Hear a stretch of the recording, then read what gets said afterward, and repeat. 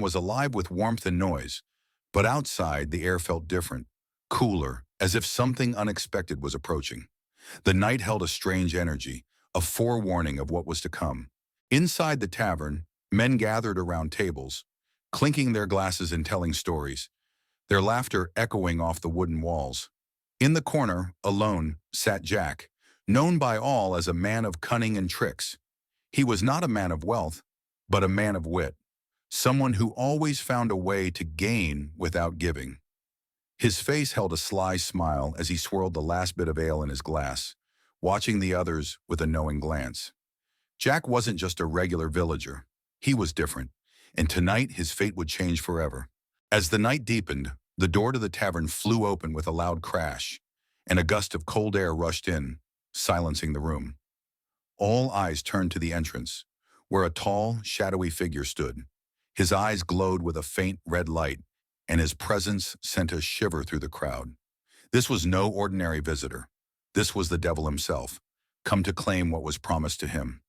The village knew the stories of Jack's deceit, but they never imagined the day would come when the devil would walk among them. Unfazed by the devil's arrival, Jack leaned back in his chair, the corner of his lips curling into a confident smirk. The devil approached, his steps slow but deliberate, and the air around him seemed to grow colder. The room had fallen into a deep silence, as though everyone held their breath. But Jack, ever the trickster, saw an opportunity. His mind raced. He would not go without a fight, not when he could still find a way to outsmart even the devil. And so, Jack hatched a plan. He suggested to the devil that they share a drink before settling their business. The devil, amused by Jack's audacity, agreed.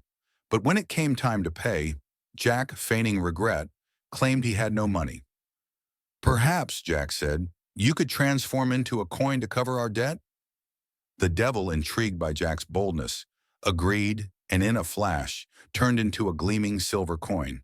But Jack, quicker than the devil anticipated, snatched the coin and shoved it into his pocket, where a small silver cross lay waiting. The devil found himself trapped.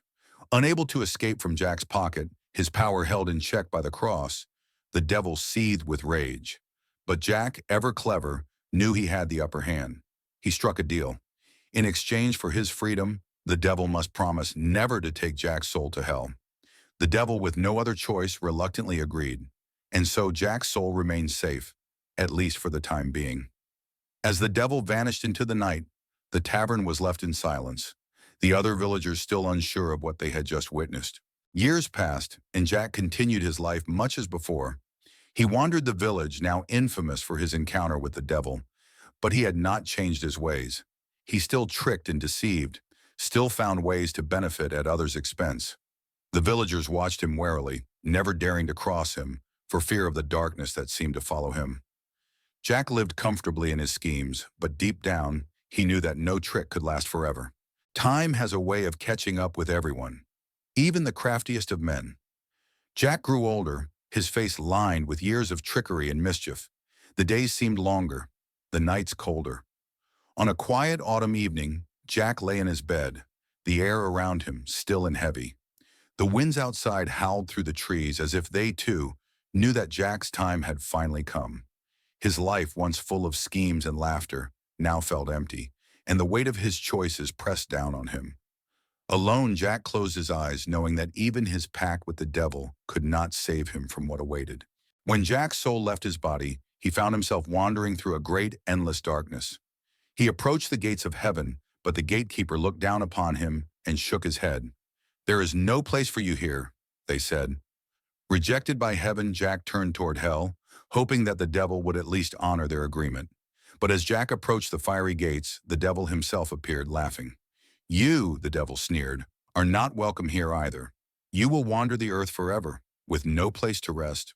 As the devil vanished back into the flames, he tossed Jack a single burning coal. "Here," the devil said, "take this. It will light your way in the darkness." Jack, knowing he had no other choice, took the coal and placed it inside a hollowed-out turnip, creating a makeshift lantern. And so Jack was condemned to roam the night, carrying his lantern, searching endlessly for a place he could never find. From that moment on, Jack became a ghostly figure, wandering through the fields and forests, his lantern the only light in the endless dark.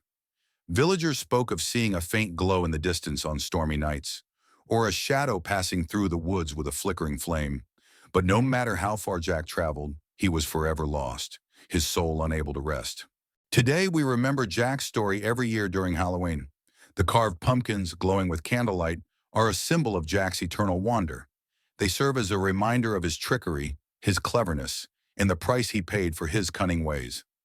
As children parade through the streets with their own lanterns, they unknowingly carry on the legacy of the man who outwitted the devil, but could not escape his fate. And so, as the night grows dark and the wind begins to howl, remember Jack's lantern, forever glowing, forever searching.